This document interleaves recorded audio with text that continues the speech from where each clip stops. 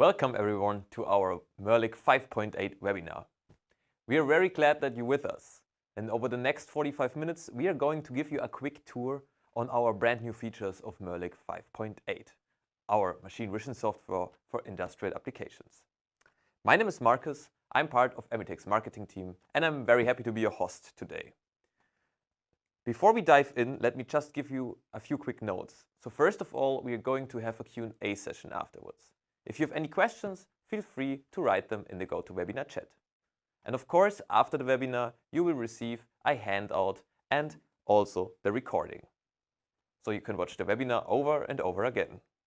Today, you can look forward to practical insights, hands-on experiences, and expert tips from our specialists. And these are Ulf Schulmeyer, Product Manager MERLIC, and David Hadlich, Application Engineer. Hi. Hi guys. You good? Yes. Yep. You're looking forward to the upcoming release? Absolutely. Yeah, you do? And how about you? This is your first webinar of MERLIC. What are your expectations? I hope that everything is working fine, and I'm really looking forward to the new features. Wonderful. Yeah. So we see you again for the Q&A session. Enjoy. Thanks. Thank you.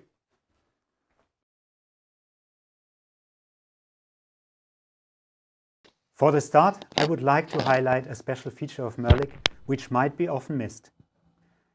You can start two instances of MERLIC in parallel. Think about the following use case. You want to trigger two cameras separately so that you can check different data codes. You can solve this problem with running MERLIC RTE in two instances with two separate MV apps. Interesting, right? But you also can run two instances of the MERLIC creator.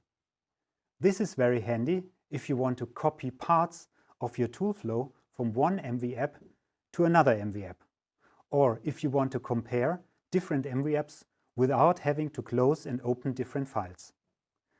Please find all information about using two instances of MERLIC in the documentation.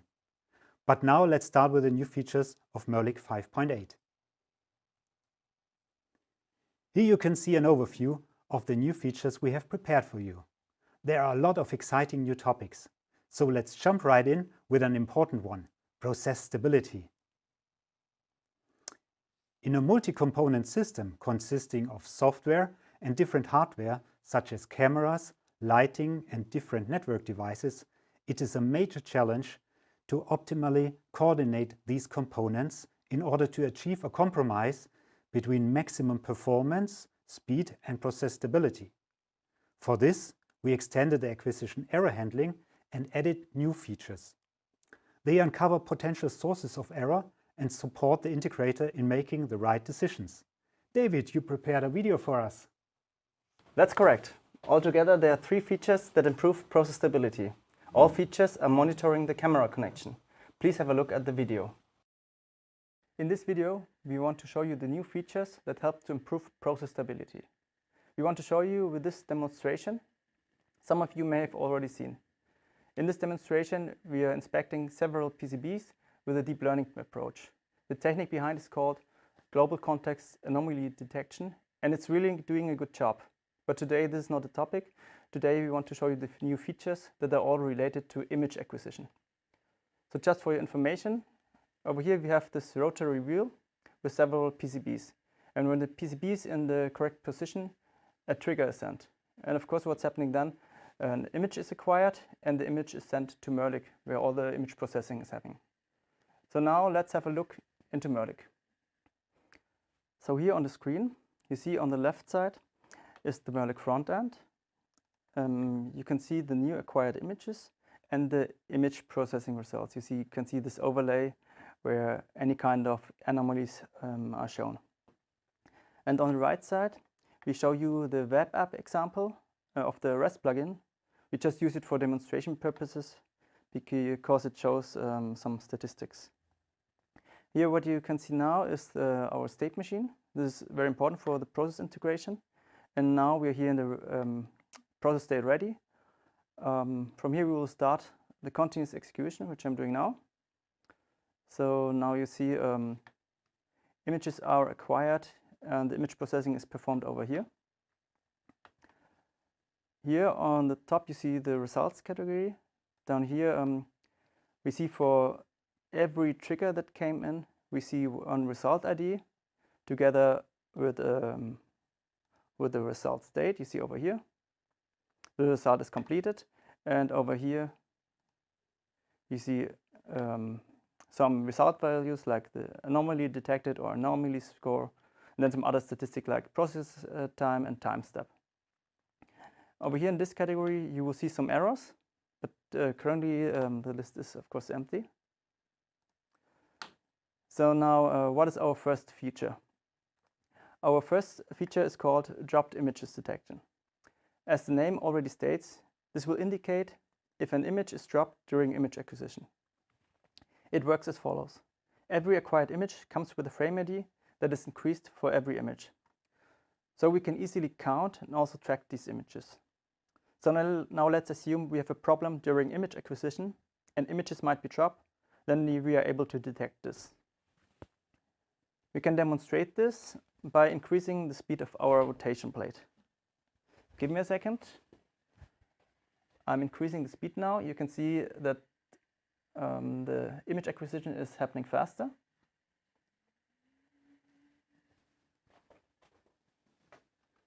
And on the right side, we see a bunch of errors. So we stop the execution. Okay, now let's have a look in detail. So there's a lot of error code 64 coming in. There's also explanation what this error means. An exposed frame has been dropped. This may happen if the camera is consistently triggered faster than frames are processed. And in details, it says, acquired image camera demo failed. The image with frame ID 229 has been dropped. The next available image has been frame ID 230. So you see one image was lost, it was dropped, but the next frame was detected. So we know, okay, there was a problem. Okay, now let's have a look in the results category.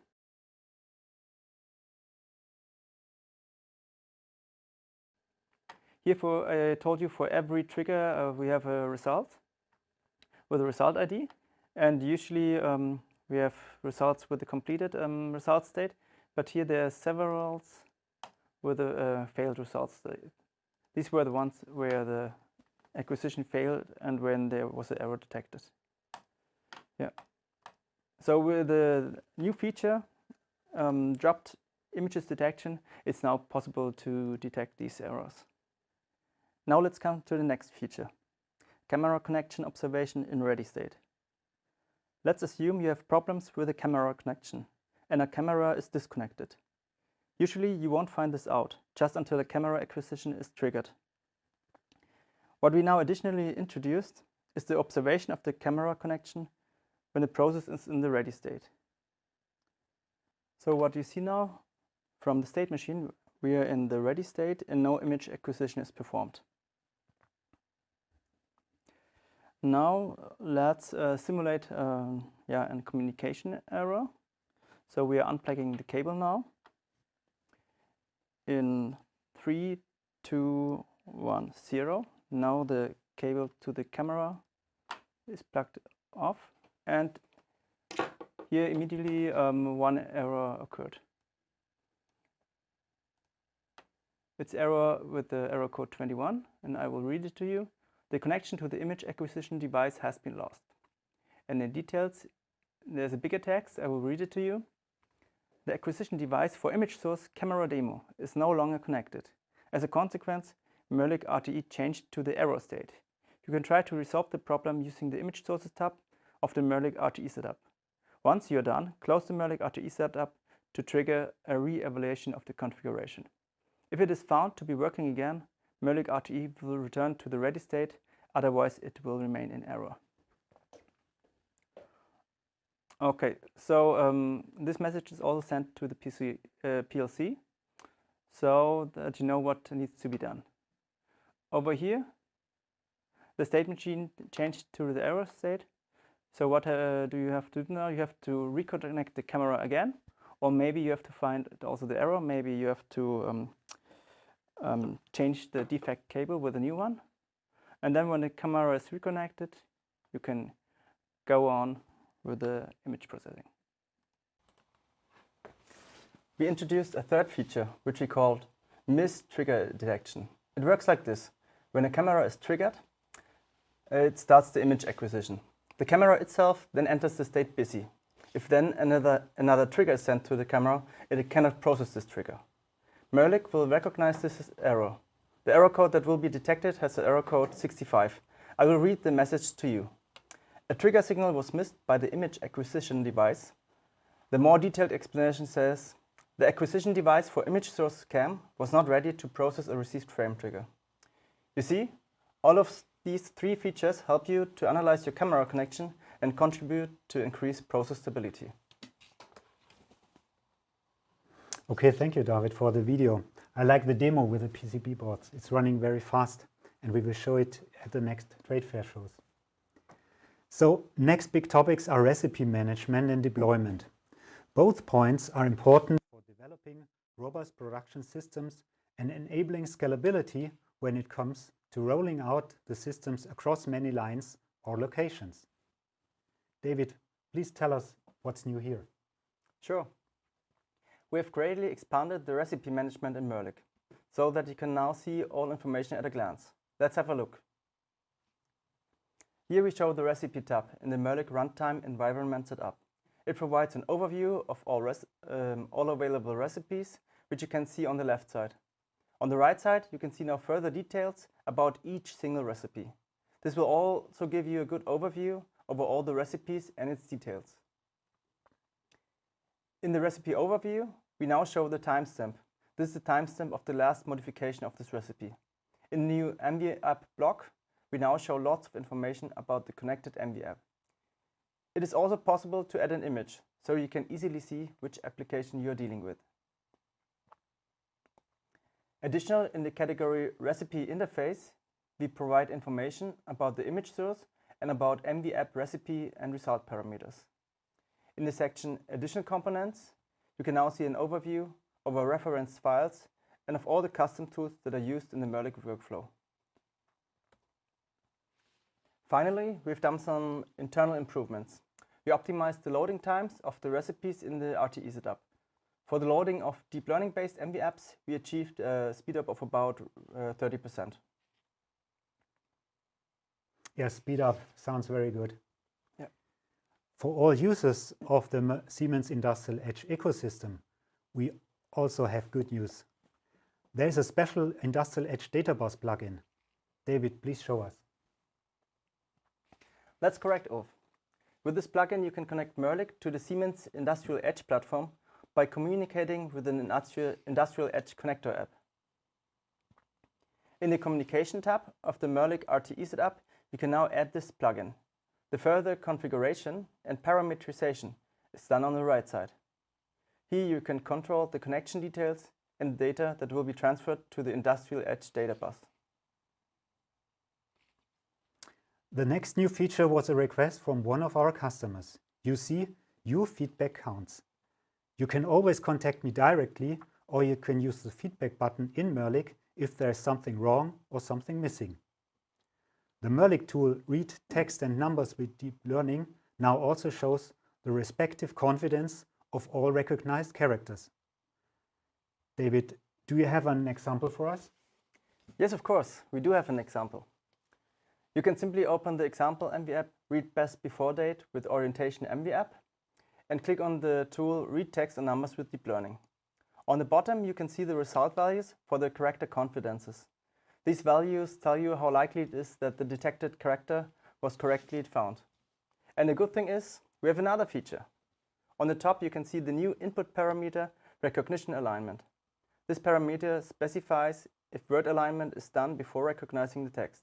Activating this parameter improves the recognition accuracy. And there are further improvements here. MERLIC and its users benefit from the developments in MVTec MERLIC. These innovations are implemented in MERLIC in every release. The tool Read Data Matrix ECC200 has been extended with a new tool parameter Alternating Pattern Tolerance.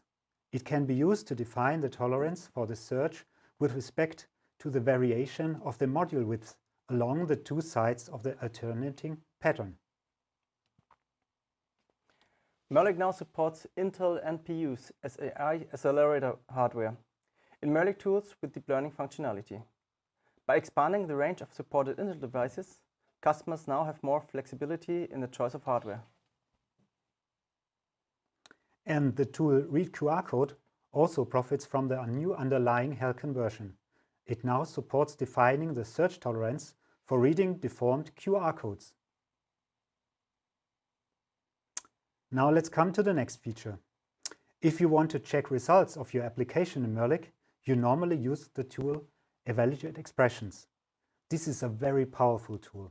And to demonstrate all the possibilities of this tool, we're providing an example with MERLIC 5.8. David, please show us. Yes, sure. For showing you the new MV app, we made a quick video. Please have a look.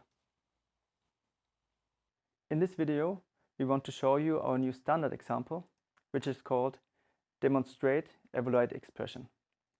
We are loading it in the MERLIC Creator. And here on the left side, you see the workflow. For showing it to you, we're using the fuses image. Maybe you have seen this already in other examples. Okay, here in the workflow, in the beginning, you have to acquire image from tool, where we load the image. Then down here, we have the check presence with gray features tool and the recognize color tool. So these are mainly used just to extract some values, what we later use for the evaluate expression tools. Here on the upper right side, we have one evaluate expression tool that is reading out the current file name. So you can do this with this expression. And down here in the evaluate expression tool, we are counting the colors of the red, blue, and yellow fuses. And you see there's different possibilities how you can do this. On the left side, in this evaluate expression tool, we calculate the ratio of occupied fuses. And here we calculate the parity of the color counts. You see again, there's different possibilities how to do this with the evaluate expression tool. On the right side, we calculate the most frequently colors.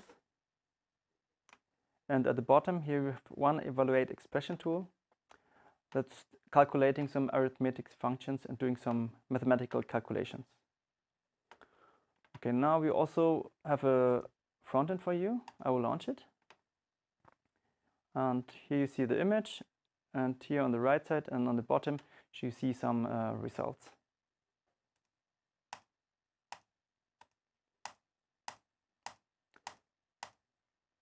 Then here we have one category for the arithmetic expressions. This is the one where we calculated some mathematical functions, like here the sine function, but you can also choose others like the cosine or tangent. Yeah. You see this shows what you can do with the evaluate expression tool. It's really strong. Thanks for this video. I like that. Now we come to a new feature that once again shows that we value our customers' feedback very much. We have often been asked whether it would be possible to add graphical and/or text overlays to an image. So, David, how this can be done now? I can show it to you. Of course, it was already possible to create nice front ends before, but this tool offers even more flexibility. That's why this tool is my new favorite feature of this MERLIC release. We prepared a short video. Please have a look. In this video, we want to show you the functionality of our new concept tool, Add Overlay to Image. This tool allows you to add graphical and text overlays to images so that you can be very flexible in the design of your frontend. It is very easy to apply this tool, so we want to demonstrate it to you now.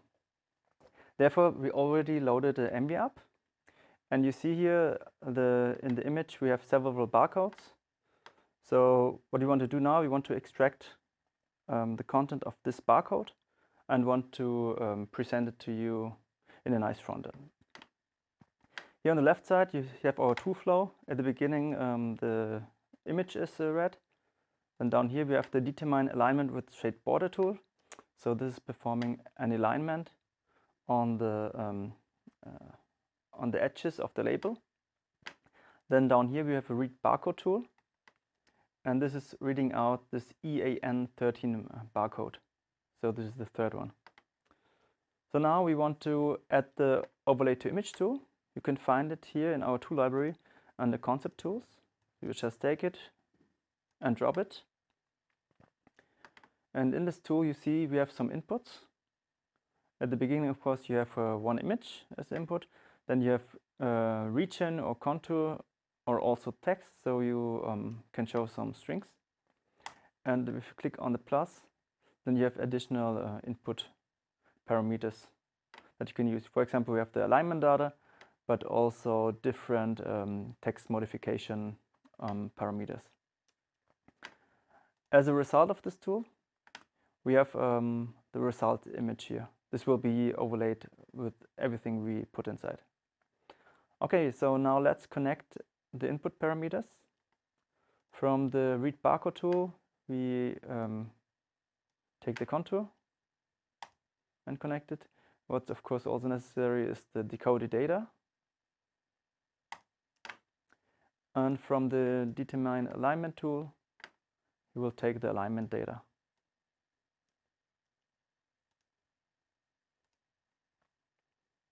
Okay, now here in the tool, you see here's the string with the decoded data. We can choose also another position. I like it here next to the barcode. And here we can change, for example, the color. Let's change it to a nice green. And maybe some of you say the contour is not thick enough. We can also increase that, so you can see where it is. Okay, I like this front end. So here, this will now be saved as result image. We will open now the front-end designer and use this image. Here, click on the image, and now I have to add the connector tool. And here's connected parameter. I have to choose the result image. Okay, now let's launch the front end. Here you see the result. The result is quite nice, and you also see how easy it is to adjust the overlay to image tool. If you want to do it by yourself, maybe you should have a look in the standard example. There's one for you. It's called Create Image with Overlays. So here on the left side, we are doing the same as we showed you already. And on the right side, we extracted the other barcodes. And here, down here is another add overlay to image tool. And these tools are shown in the front-end design. So let's open the front end. This is the result. It looks really nice. So this is very convenient, right? Mm-hmm. But please note, this is a concept tool, which means that changes and improvement can be possible. Please give us your feedback whether it fits your requirements. And as always, MERLIC 5.8 comes with further improvements. Instead of using the command line to start the MERLIC front end and connect to a remote device, you now can use the new graphical user interface to easily connect to MERLIC servers. You can open a connection dialog directly in the front-end menu and select the desired MERLIC server. MERLIC detects available servers on the network and remembers recently used host, so connecting to a MERLIC server can be done with only a few mouse clicks. You may already know that it's possible to configure image acquisition sequences. We've now updated the official MERLIC documentation accordingly. This includes information on basic and managed sequences, as well as custom acquisition sequences. We're back with the Q&A session. So first of all, if you have noticed the technical issues in the beginning, we're sorry for that, but we fixed it, I guess.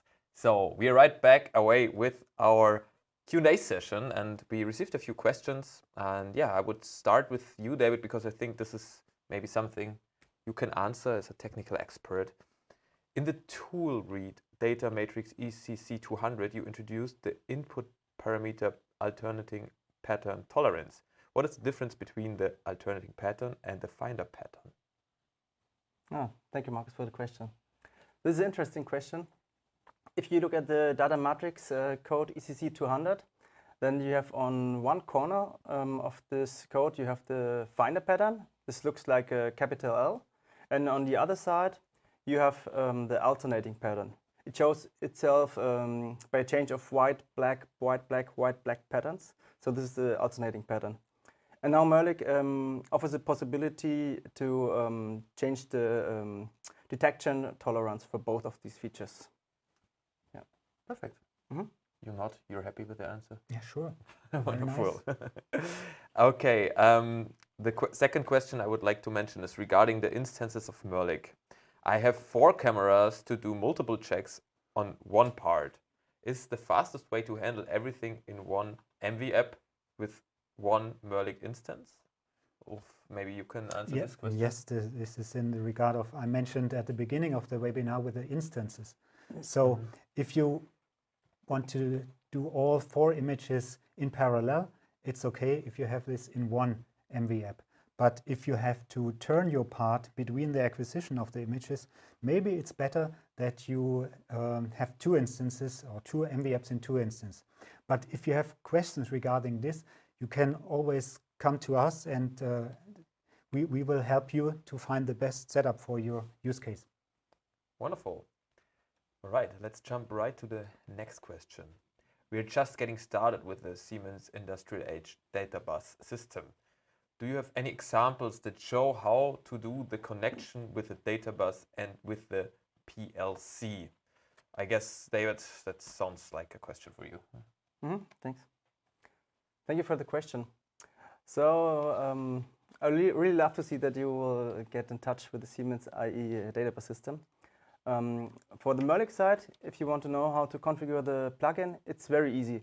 We have a really good documentation, so it's straightforward to connect MERLIC to the Siemens Industrial Edge system. If you're using a Siemens S7 PLC, for example, then we have an example for the configuration. In this case, just come to us and contact our technical support, so we can provide this example. Wonderful. And the last question is about upcoming events. So one user is asking if we are participating in any more trade shows in the upcoming month. I guess the question which is implemented is, when can we see MERLIC in action? You know something about that?